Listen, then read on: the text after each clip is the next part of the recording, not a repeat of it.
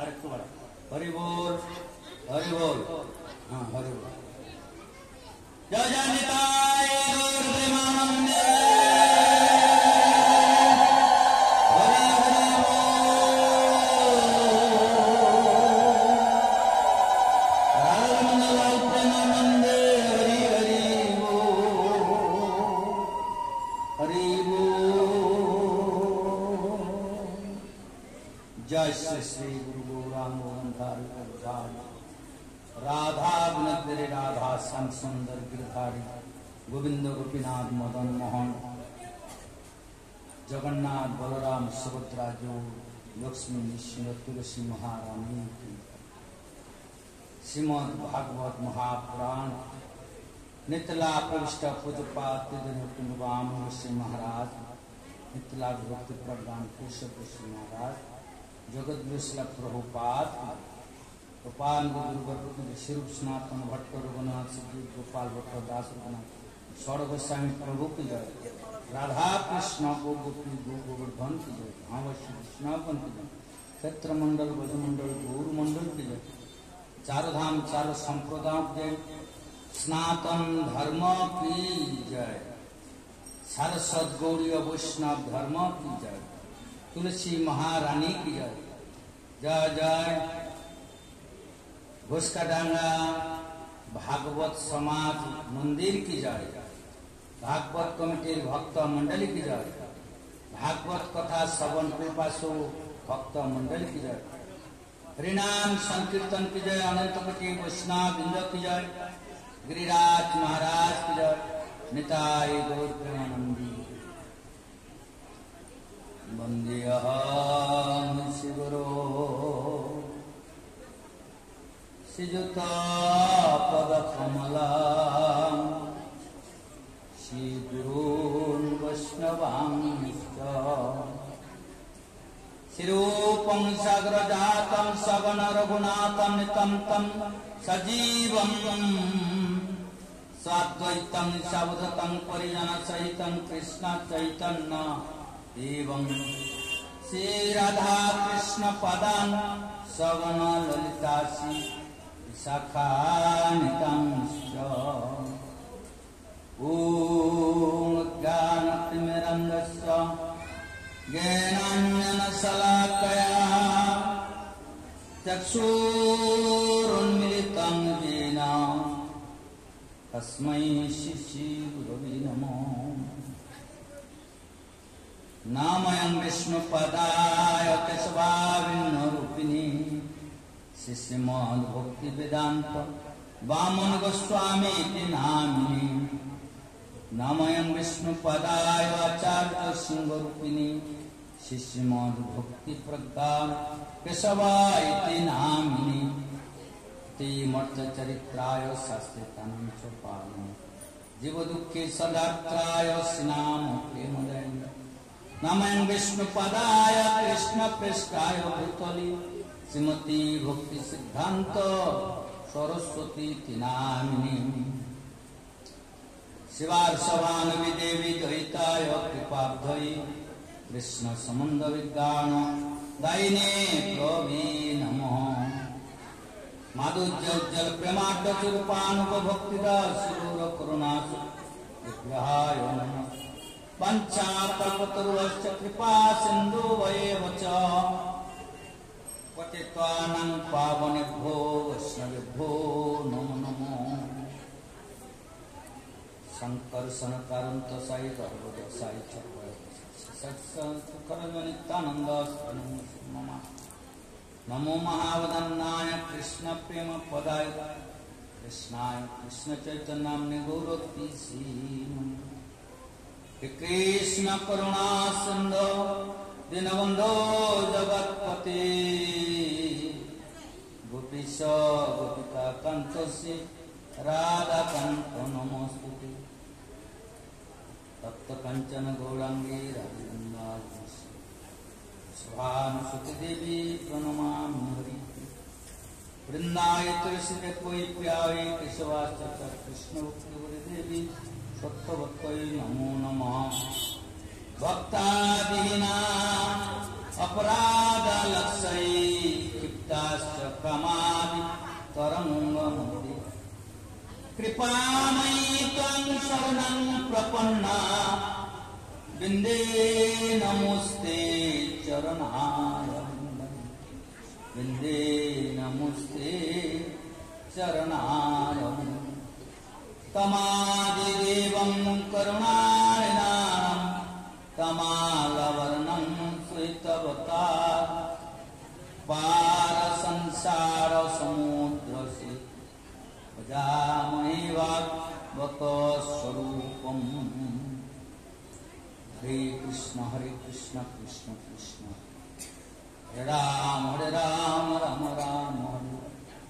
सर्वप्रथमे मध्य अभिष्ट गुरुपाद पद्म जगत गुरु नित्यला प्रविष्ट अष्टोत्तर श्रीम भक्ति वेदांत वामन से महाराज शरण सरजी दासागम अनंत कोटि दंड शिक्षा गुरु नित्यला गोविंद महान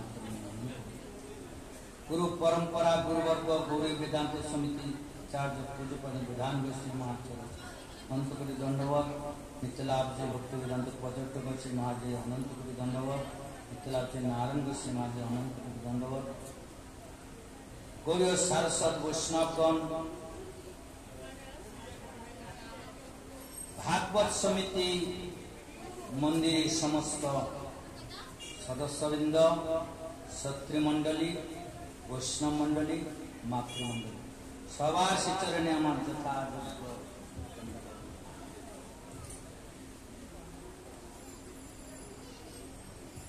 আমরা গতকাল 10 দিন একটা ভাগবত করি রাধাষ্টমী 7 দিন আগে থেকে হলো কালকে আসতে পারি না আমাকে নিমন্ত্রণ দিয়েছিল কিন্তু আজকে এসেছি তো আমি অত বড় বক্তা না বা অত বড় পাঠক না বৈষ্ণবের গুণগান ভগবানের গুণগান করিলে জীবের ত্রাণ শুনিয়াছি সাধুগুরু মুখে আত্মকল্যাণের জন্য আমি এই ভগবত আসনে উপবেশন হয়েছি। ভগবত কথা কে জানে? শিব ঠাকুর বলছেন अहं वेद्मि शुक व्यक्ति व्यास व्यक्ति न व्यक्ति वा भक्ता भागवतं गज्जं न बुद्ध्या न टीका। क्या खूब बुद्धिमान व्यक्ति खूब टीकाकार व्यक्ति कर्मी ज्ञानी योगी तपसी भागवतेर अंत खुঁজে পাবে না। भागवत সেই বুঝতে পারবে তার কাছে ভাগবত প্রকাশ হবে ভক্তা ভাগবতং গাজ্জং ভক্ত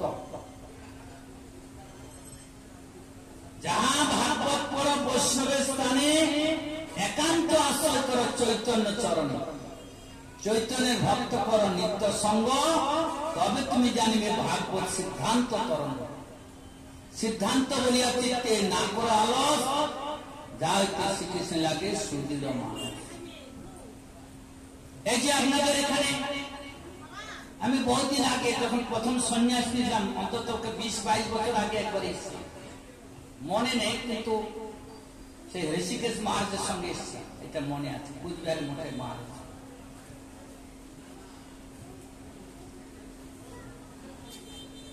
ভাগবত সপ্তাহে ভাগবত পরীক্ষিত মহারাজ শ্রবণ করেছেন কিন্তু 18,000 শ্লোক দ্বাদশ স্কন্ধ 336টা অধ্যায় তাকে হৃদয়ঙ্গম করতে গেলে এক দিন যদি প্রতিদিন এক অধ্যায় করে ভালো করে পড়ে প্রত্যেক শ্লোক তার অর্থ করে তাহলে 336টা অধ্যায় 1 বছর লাগবে তাহলে যদি কিছু বুঝতে পারতে আর তার থেকে যদি 6 মাস পরে তাহলে অধ্যায় হলো প্রতিদিন 2 অধ্যায় তারপরে 3 মাস তারপরে 1 মাস 15 দিন আর 7 দিন হলো তাহলে রাজস্বিক সাত্বিক না। পরীক্ষিত মহারাজকে অভিশাপ প্রাপ্ত হয়েছিল। সেই ভাগবত শ্রবণ করার জন্য যখন আসনে বসেছিলেন, সুখদেব মহারাজ তার বক্তা, পরীক্ষিত মহারাজ শ্রোতা। সুখদেব মহারাজকে বলা হয় ব্রহ্মরাজ, আর পরীক্ষিত মহারাজকে বলা হয় বিষ্ণুরাজ।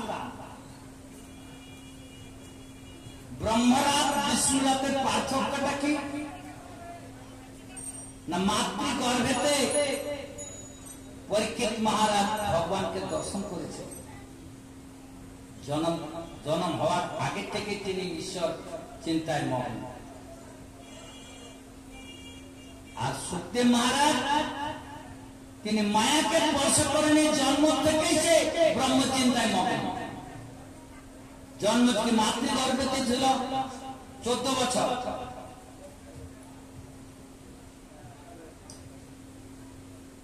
মাতৃগর্ভ থেকে প্রকাশ হয় নাই। ব্যাসদেব মহারাজ হাত জোড়ে বলছেন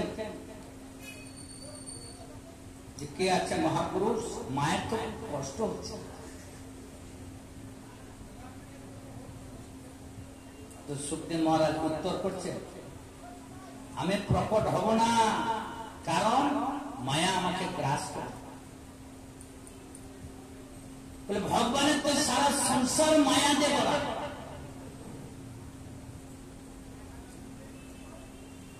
কেমন করে প্রকাশ হবে না, গরুর সিংহের উপরে একটা সরষা দানা রেখে দিন।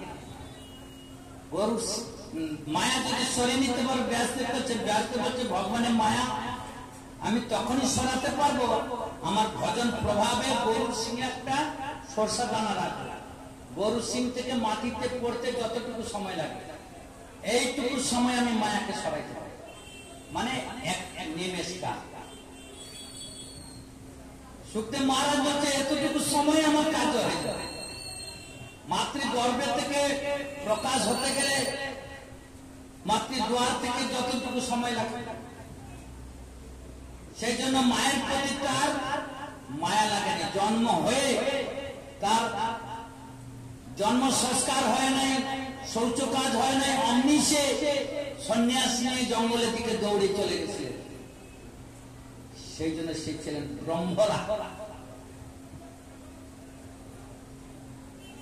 এমন যে মহাপুরুষের মুখ থেকে ভাগবত কথা যখন কীর্তন হচ্ছে, শ্রোতা ছিলেন পরীক্ষিত মহারাজ।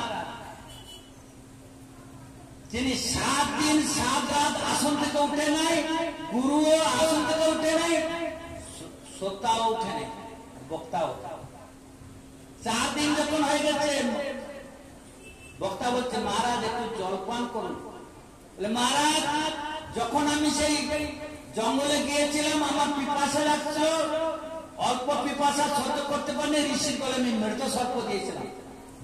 আজকে আপনার মুখ থেকে অমৃত পান করে আমার ক্ষুধা, পিপাসা, শোক, মোহ, জ্বালা, নিদ্রা সব চলে গেছে। অতএব আরো বলো, আরো বলো। তাহলে 7 দিন 7 রাত 24 ঘন্টা অনর্গল কথা হয়েছে।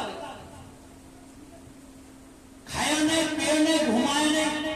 আর তোমরা আমরা একদম পেট ভরে খেয়ে আসলাম, 14 বার পেশাব করতে যাচ্ছি, 14 বার পিছির পিছির করছি, 14 বার সংসারের চিন্তা করছে যে ভাগবত অন্তরে ধারণ হবে।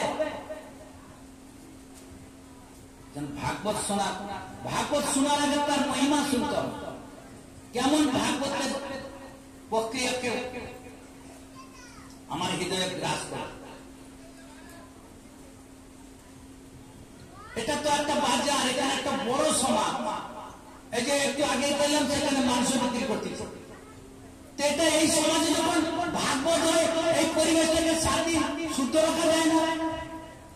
যারা শ্রোতা হবেন তারা এই 7 দিন ব্রত নিয়ে ভাগবত সারা জীবন, ভাগবত মানে জীবনকে ভগবতময় করতে হবে, তবে ভাগবত শোনার কাজ। ভক্তিটা আসলে অহিংসাই পর্বত। আগে নিজেকে, তারপর সমাজ। নাহলে তার যদি আপনি একটা ভক্তের মনে করেন দোকানদারের কাছে 1 কেজি মুড়ি নেবেন, তো আঁচল পেতে দেবেন, এক কেজি ঘি নিয়ে আজও পারবেন তো? বাড়ি নিয়ে যেতে পারবেন নাকি দেখবেন? হৃদয়টা লাগবে আগে পবিত্র। আহার শুদ্ধি, দেহ শুদ্ধি, মন শুদ্ধি, চিত্ত শুদ্ধি। ভাগবত কথা কানের ভিতর দিয়া মরমে পশে দেব, আকুল করিল মোর প্রাণ।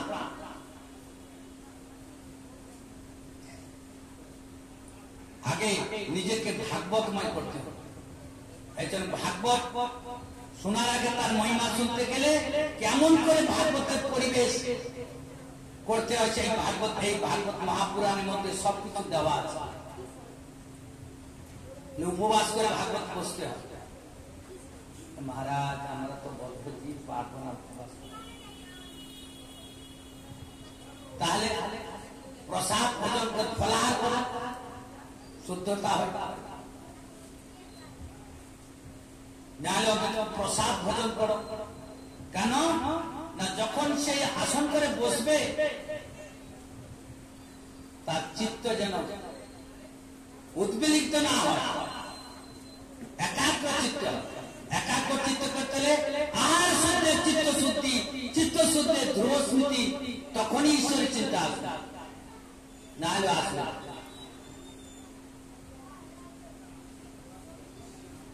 তো এখানে তো সকাল থেকে পাঠ হচ্ছে।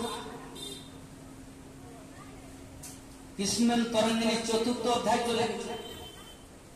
এখন ভাগবতের মহিমা হয়েছে নাকি জানি না, ভাগবত শুনতে তার মাহাত্ম্য হয়েছে নাকি জানি না।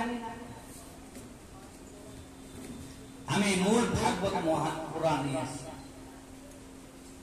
তো এই মহিমা শুনতে গেলে তো মনে করেন ১.৫ ঘন্টা চলে যাবে। ৬টা অধ্যায়, প্রথম স্কন্ধ, দ্বিতীয় স্কন্ধ, তৃতীয় স্কন্ধ, ৪র্থ স্কন্ধে চলে গেছে। তো প্রত্যেক স্কন্ধের যে সার মর্ম অনেক বিশাল। আমাকে টাইম দিচ্ছে ৭:৩০ থেকে ১০টা, এই ২.৫ ঘন্টার মধ্যে এত প্রসঙ্গ।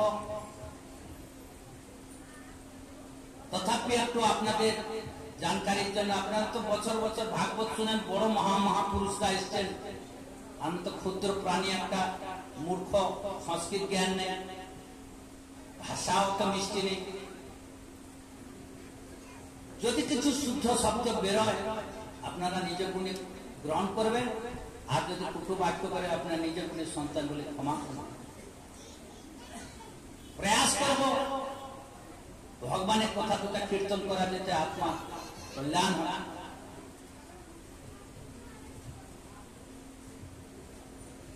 এই ভাগবত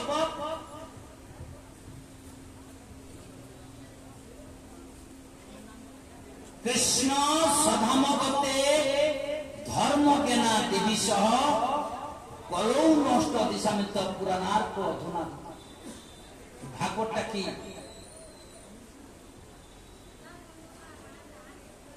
না, কৃষ্ণ যখন দাপরের শেষে ভৌমলীলা করতে এসেছিলেন, ভৌমলীলাকে ত্যাগ করে যখন নিত্য লীলায় তিনি চলে যান, তখন ধর্ম কাকে আসে? কৃষ্ণ সধামগতে ধর্ম জ্ঞানা দেবী সহ, ধর্ম এবং জ্ঞান কাকে আসে? কলৌ নষ্ট, কলিযুগে নষ্ট সমান। পুরাণার্ক অধুনাত্ব, অর্ক মানে সূর্য, পুরাণ সূর্য এই ভাগবতকে আসে। এই ভাগবত হল সাক্ষাৎ ভগবান কৃষ্ণ। পাদ যদিও প্রথম, দ্বিতীয়, তৃতীয় না বিস্ততা করে। কৃষ্ণের দুটা চরণ হল প্রথম স্কন্ধ, দ্বিতীয় স্কন্ধ। দ্বিতীয় স্কন্ধ, ৪র্থ হল দুটা উরু, আর পঞ্চম স্কন্ধ হল নাভ। ষষ্ঠ সপ্তম হল তার উদর এবং এই বাহু। অষ্টম স্কন্ধ হল বাহু, আর নবম স্কন্ধ হল নবম রাজনবম, কণ্ঠ রাজনবম। দশমম প্রফুল্লম, একাদশ ললাট ভাটি, দ্বাদশ। এই হলো দশম স্কন্ধ ভাগবত, ভগবানের রূপ।